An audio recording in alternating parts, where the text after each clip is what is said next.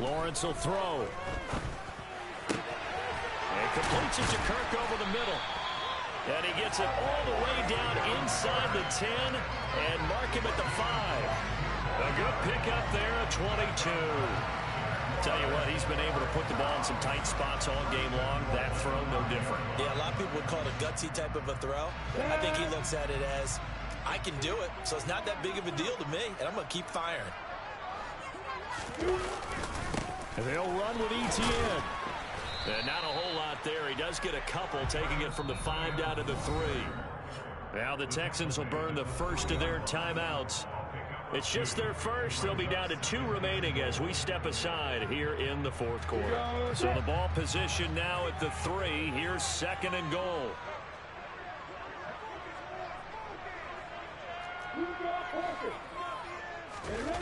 On play action, Lawrence. And he takes it in. Touchdown, Jacksonville. Trevor Lawrence. A 3-yard touchdown run. And the Jaguars might be moving closer to an elusive 2nd win of the year as they extend that fourth quarter lead. Extra point splits the uprights, and that pushes the lead up to 11. After the touchdown, Cook now to kick this one away. Fielded just outside the goal line. And good coverage there on special teams as they'll get him down shy of the 20. The Texans offense ready to go here for their next drive. As this offense takes the field against CD, remember last drive they were moving the football, but then they threw that cost. And this is intercepted, and that should do it. Picked up by Andre Sisco. And here in the fourth quarter, defensively, you know that you're just going to blanket the field with defensive backs and saying, okay, take your best shot. And that time, it's intercepted.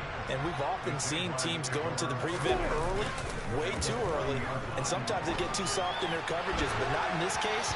They understood the situation and played it with the proper aggression.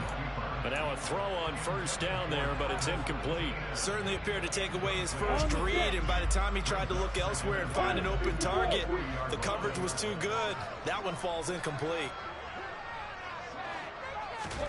2nd and 10 now. It's Lawrence.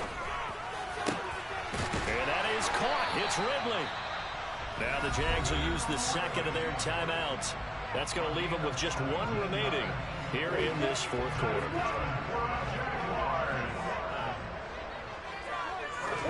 They go play action with Lawrence. Wide open receiver complete. And he will get this into the end zone for a Jaguar touchdown. Christian Kirk, his 2nd touchdown of the afternoon. And the Jaguars look like they're going to get back into it. Oh, and now they're going to fake it. And he can't find a receiver, and he's brought down. Well, I have to admit, I'm scratching my head a little bit here trying to make sense of what I just saw. Number 1, huge lead. Just kick the extra point and be done with it. Number 2, if you are going to go for 2, just line up and go for it from the 2-yard line. Why make it so difficult? That's a long way to go to try and pick up some points.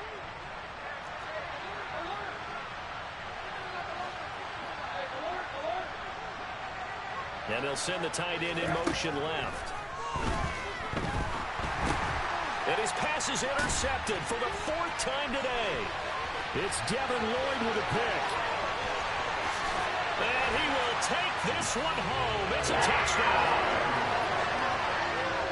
They're part of this defense now with multiple interceptions in this game, but this time they say turnabout is fair play because, remember, they had a pick-6 on the other side, and now they get a pick-6 of their own. Yeah, they actually added to some of their nice play throughout this ball game. A good effort by them to secure another interception on this one. A better effort to take it all the way back for 6. And how about an exceptional effort to match their opposition's pick-6? Well, that's the 3rd interception for Lawrence. He's at the 50, the 30, 10, 5, and he takes it all the way back. It's a pick 2, if you will, as that play backfires in a big way.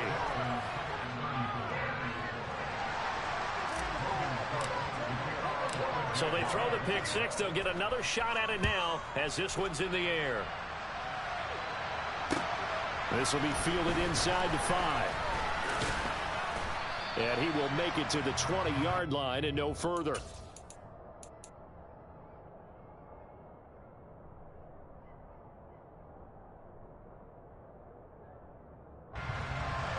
The Texans offense ready to go here for their next drive.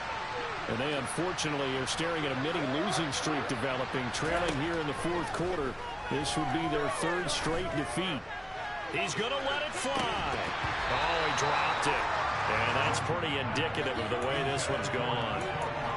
That's coverage you'd expect to see in a tie game late. Not in a lopsided game like this. They are not letting up. To throw on 2nd and 10. Rosen. And the Jags get to him as down he goes. They'll wind up losing a full 9 yards here on the sack. Now it's 3rd down. Now it's Rosen. Oh, hit as he throws there. Incomplete. We've talked about it, CD, but it bears repeating. They are struggling to throw the football. All the interceptions and more incompletions. It just doesn't look like things are in sync out there. I would agree with that, and it's not a good day when you feel like an incomplete pass is almost a win for you because it wasn't intercepted. I think the receivers now, when they're running their routes, they want to catch the ball, but they also want to make sure that the defender... And my goodness, another interception. Shaquille Griffin with a pick. And the Jags are going to take possession of the football. Well, there's two sides to this coin. I mean, on one side, 5 interceptions now thrown for him. That's tough. But, man, this defense, they have been ball hawking and impressive. But, Charles, let's flip it back over. If you're coaching a quarterback that's struggling this much at this stage of the game, do you maybe try to get him out?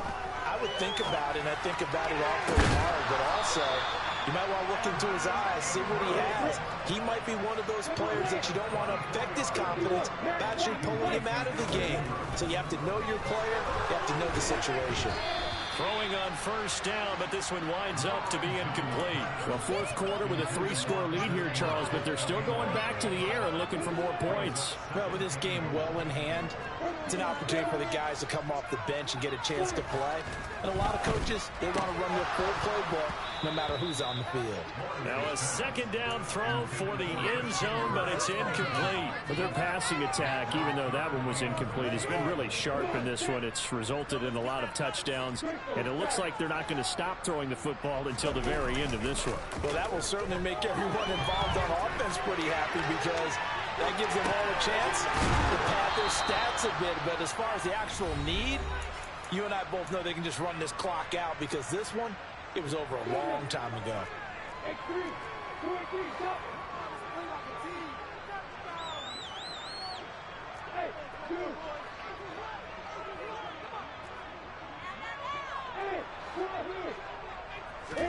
They're going on 4th down. Lawrence. And that is caught.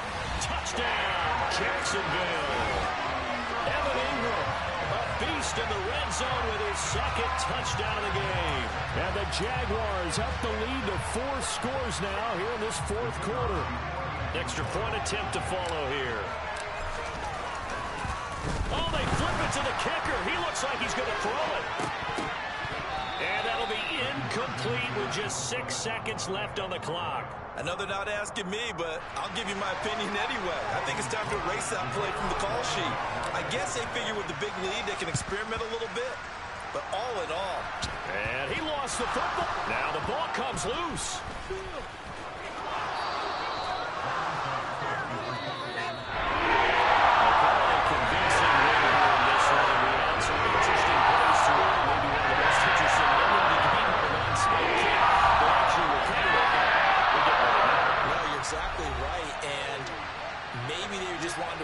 Something, right?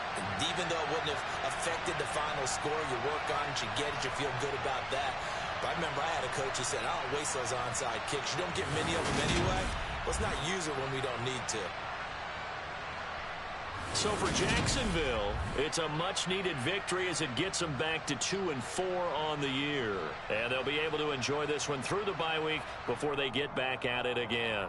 Meanwhile, for the Texans, the losses are piling up as they drop to 1-5 now. And they'll try to turn things around next week as they have a matchup in New Orleans against the Saints.